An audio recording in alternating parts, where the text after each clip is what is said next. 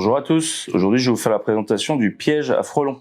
Donc c'est un piège qu'on suspend ou qu'on pose. Alors l'idéal c'est quand même de le suspendre parce que vous avez deux entrées, vous en avez une qui est en dessous et une qui est sur le dessus. L'objectif tout simplement c'est de mettre un appât à l'intérieur.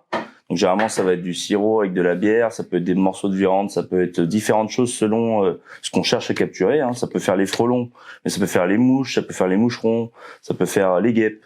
Donc on peut l'utiliser pour plusieurs insectes. Et c'est réutilisable.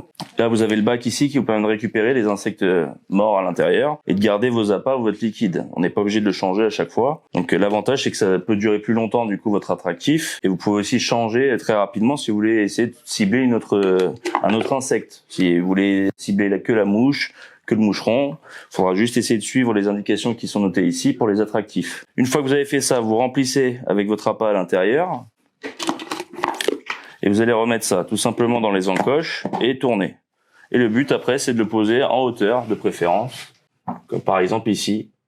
Donc généralement, ça peut être dans les balcons, ça peut être sur un arbre, ça peut être sur un grillage. Le but, c'est toujours de le mettre à peu près à hauteur d'homme. Il faut pas le mettre en bas, il faut le mettre à peu près à la hauteur de tête. Et de le mettre à proximité de toutes les zones qui peuvent être à risque, soit une terrasse, soit des fleurs, soit tout ce qui peut être arbre fruitier.